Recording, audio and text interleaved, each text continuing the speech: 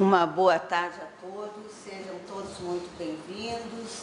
Saúdo os encarnados aqui presentes e os desencarnados que aqui estão em muito maior número.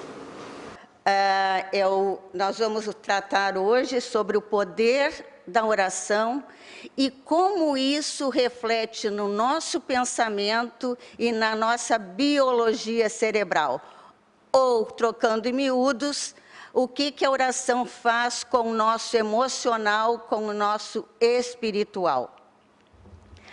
Claro que não vai haver receita de bolo, porque cada um de nós, conversa com Deus, conversa com a espiritualidade do seu modo.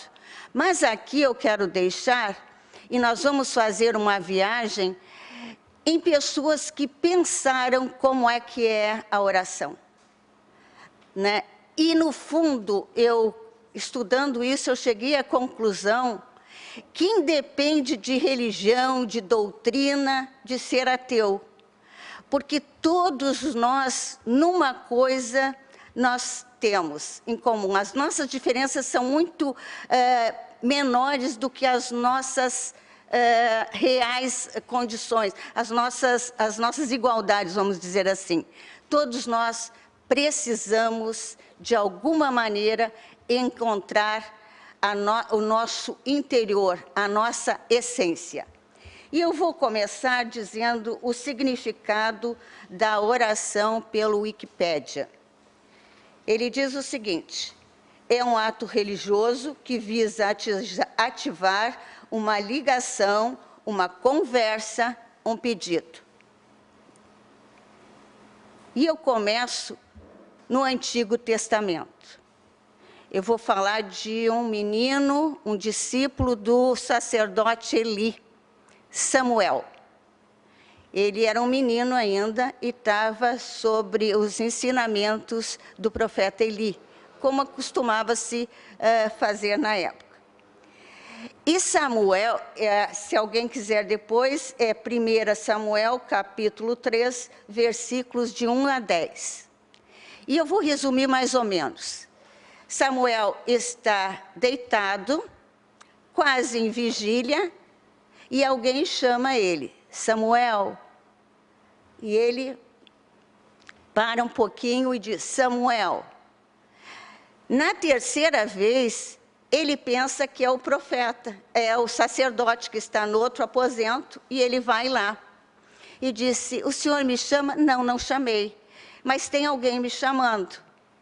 E daí Eli, com essa coisa da espiritualidade mais abrangente, ele disse, Samuel, retira, vai para o seu leito, e quando alguém te chamar novamente, você diz assim, Senhor, fale, o teu servo escuta.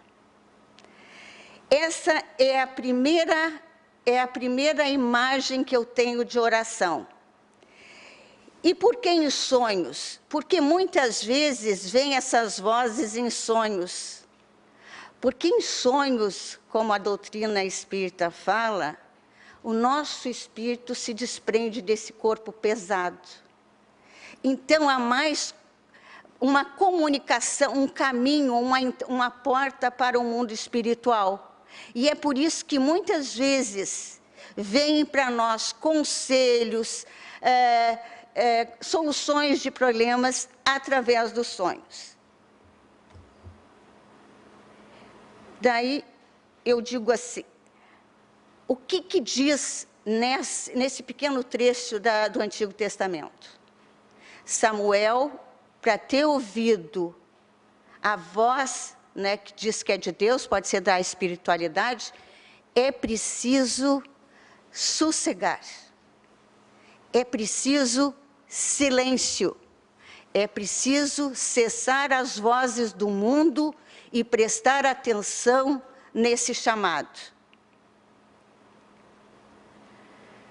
Noutro tem, em 1 Reis, capítulo 3, versículo 9, Salomão faz uma oração. E essa oração é importante e quase ninguém a faz. Ele vai subir ao trono de Israel e ele faz imediatamente uma oração a Deus. E ele diz o seguinte: dá, pois, a seu servo coração compreensivo para julgar a teu povo, para que prudentemente discerne entre o bem e o mal. Pois quem poderia julgar esse grande povo? É uma oração de quem vai estar no poder e pede a Deus sabedoria para que julgue e dirija, tenha uma gestão, né, de acordo com a vontade de Deus. Isso hoje é comum, né? Os governantes pedem alguma ajuda, alguma sabedoria, né? É difícil. Por isso que Salomão, na história do cristianismo, do judaísmo, né, foi o que mais representou o que seja sabedoria. Pulando do Antigo Testamento para o Novo, nós vamos falar do Mestre Jesus. E Jesus nos fala, se não me engano, 3 vezes sobre a oração. Em Lucas, capítulo 11, versículo 9 e 10, Jesus ensina a orar, a pedir, a buscar e a bater. Esse convite de bater, de pedir e de buscar é como a oração deve ser. A oração não é passiva, é ação. Eu preciso ir em busca de. Eu preciso buscar. Não é a oração é dirigida a alguém. Então eu preciso me direcionar a esse alguém. É um convite a sair do vitimismo.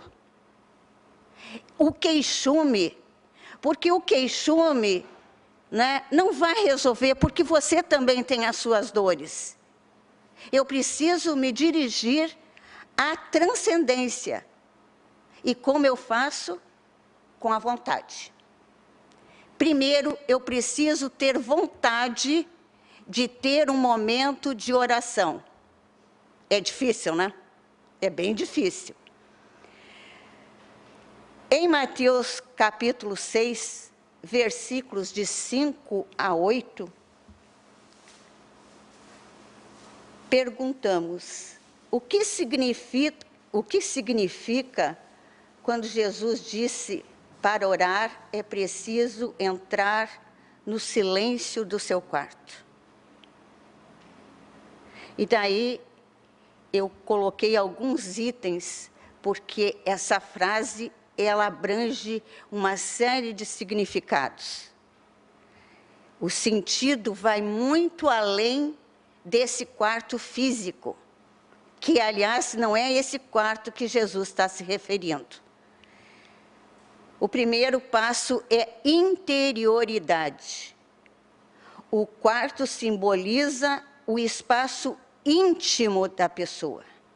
É entrar dentro de si mesma, afastando-se das distrações externas para encontrar Deus no silêncio interior. É a mesma coisa que o sacerdote Eli falou para Samuel. Deus não grita, Deus não arromba portas. Então é preciso eu esquecer das vozes do mundo que me chamam a todo momento para eu me voltar para mim. O silêncio ajuda a gente a ouvir mais do que falar. A oração não é só pedir, mas também escutar, refletir e se abrir ao divino, à transcendência. É uma relação pessoal com Deus.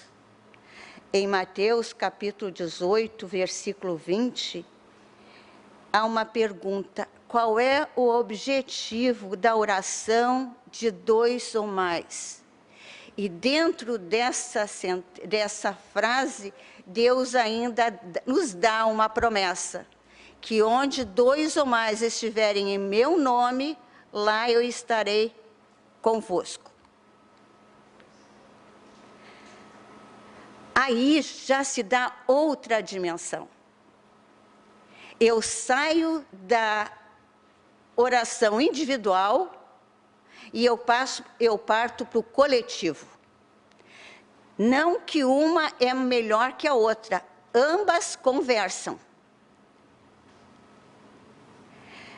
Ela amplia o sentido da oração individual para uma dimensão comunitária e espiritual mais profunda. Orar juntos cria uma união de corações e intenções.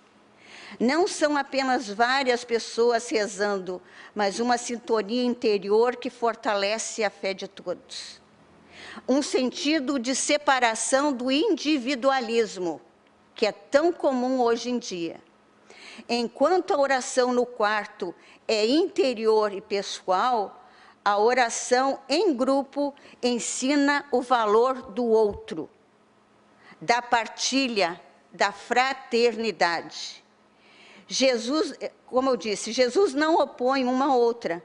Ele mostra que a vida espiritual precisa de interioridade e também de comunidade. Cada um cresce, não só individualmente, mas junto com os outros. A importância de nós aqui. Nós precisamos, não é que há necessidade de um templo, mas uma casa de oração como essa é importante para a gente qualificar os fluidos e termos uma energia melhor, mudando o nosso pensamento, mudando a biosfera da casa. Além disso, nós temos assistência dos espíritos da casa que nos ajudam. José Herculano Pires, esse incansável propagador da doutrina espírita, nos fala: a prece é a mais poderosa arma que dispõe o espírita. E segue: a prece é a mais poderosa arma que o espírita dispõe, como ensina Kardec, como proclamou Leon Denis. A prece verdadeira, brotada do íntimo, como a fonte límpida, brota das entranhas da terra e de um valor não calculado pelo homem. O espírito, ao utilizar-se constantemente da prece, ele acalmará o coração inquieto e aclarará os caminhos do mundo. E aí a gente já tem uma citação do que o pensamento é capaz. Porque no momento que eu me elevo, eu começo a pensar coisas salutares. Por isso, da elevação. Eu sair dessa sintonia e aumentar e conectar com espíritos de uma elevada moral melhor. Eu vou ler um trechinho, e quem quiser, no capítulo 27 do Evangelho segundo o Espiritismo, tem uma parte que diz: seria ilógico concluir desta máxima: o que quer que seja que pedires pela prece, vos será concedido, que basta pedir para obter. E seria injusto acusar a providência, porque não cede a todo pedido que lhe é feito, pois ela sabe melhor do que nós o que é para o nosso bem. O mesmo ocorre com o pai sábio, que recusa ao filho as coisas contrárias aos interesses desse. O homem geralmente não vê senão o presente. Ora, se o sofrimento é útil à sua felicidade futura, Deus o deixará sofrer, como o cirurgião deixa o doente sofrer uma operação que o deve conduzir à cura. Está no capítulo 27, pedi e obtereis. E agora eu pego alguns dos pensadores, alguns dos filósofos. Só um instante.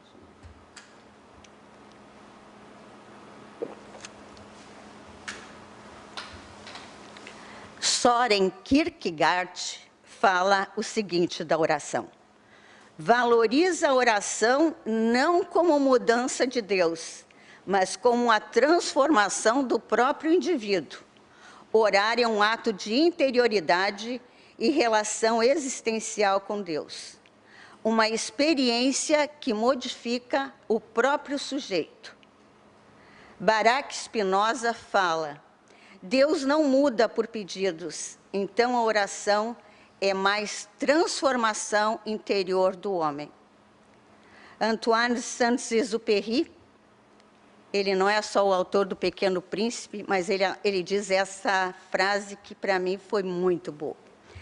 A grandeza da oração reside principalmente no fato de não ter respostas, do que resulta que essa troca não inclui qualquer espécie de comércio.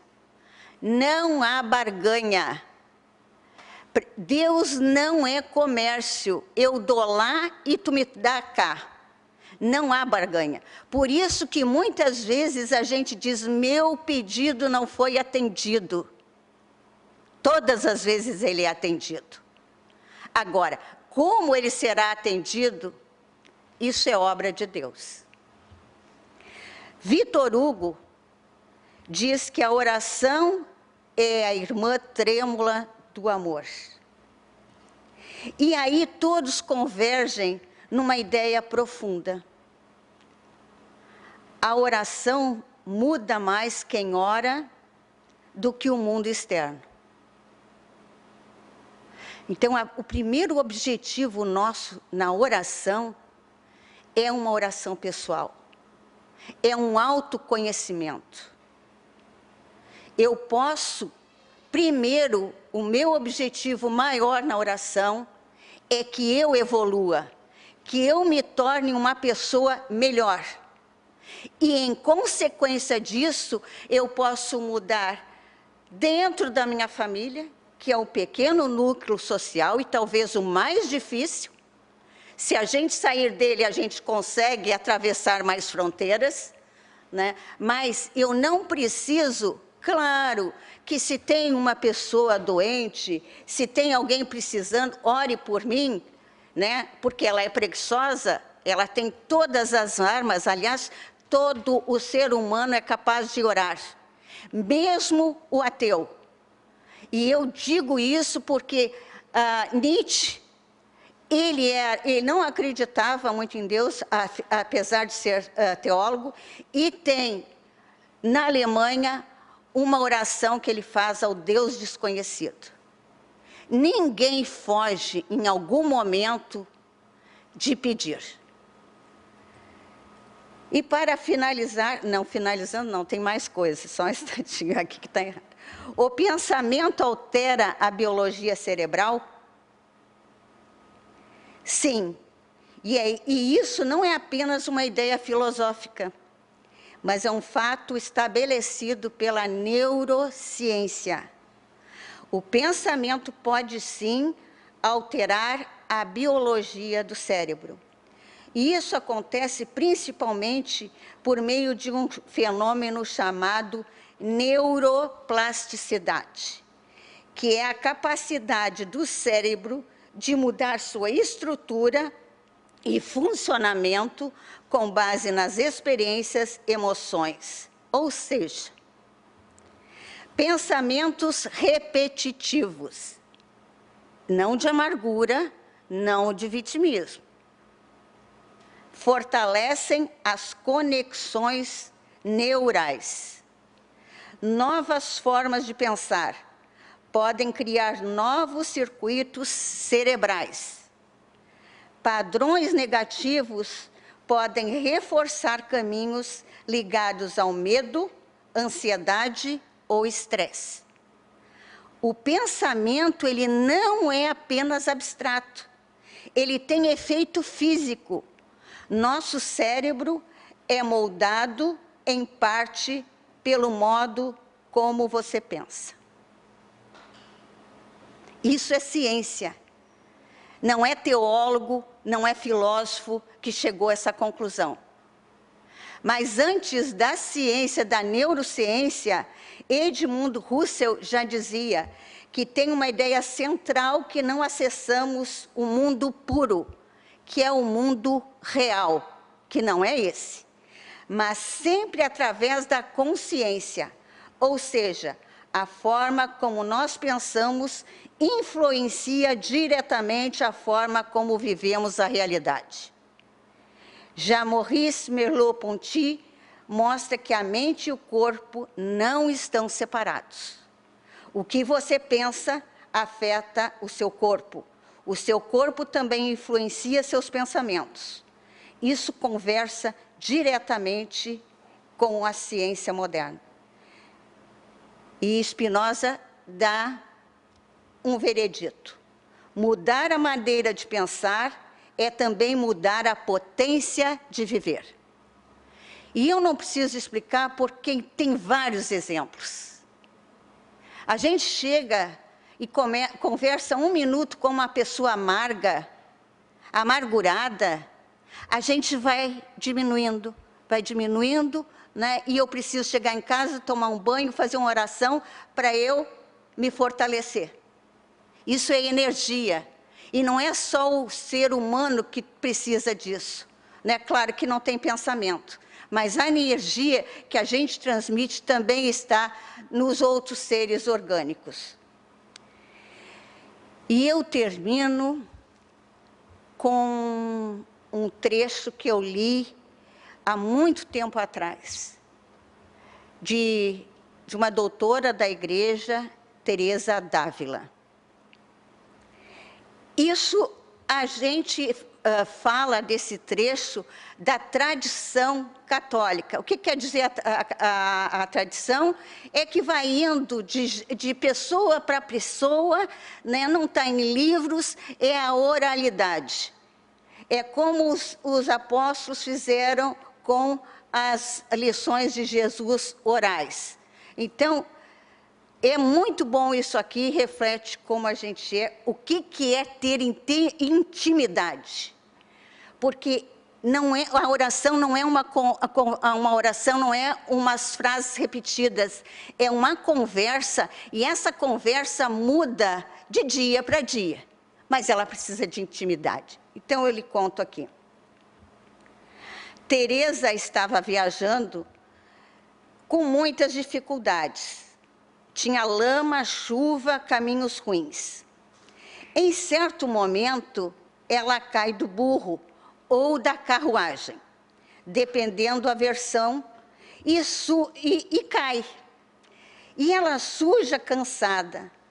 E diante disso, ela se dirige a Jesus, quase então de desabafo, dizendo assim: Senhor, depois de tudo que eu faço por ti, ainda acontece isso? E segundo a tradição, Jesus responde com um bom humor. Ele tinha, né? Gostava de uma festa. Teresa, é assim que trato os meus amigos. E riu. E ela retruca. Agora entendo por que tu tens tão poucos amigos.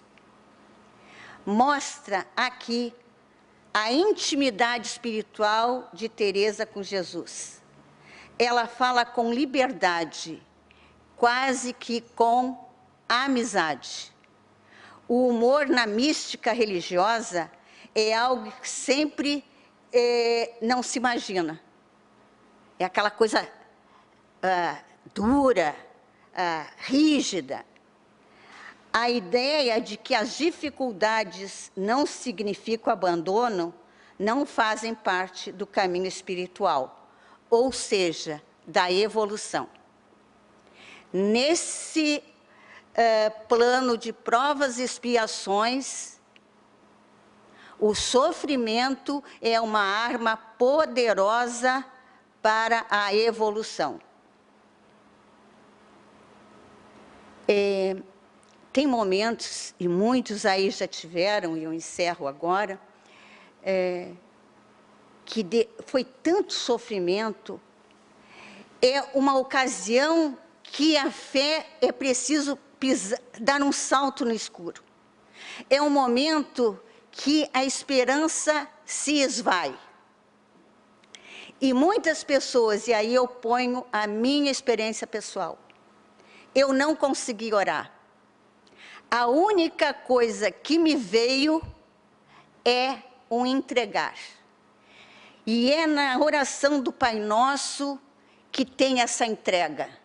Seja feita a vossa vontade, assim na terra como no céu.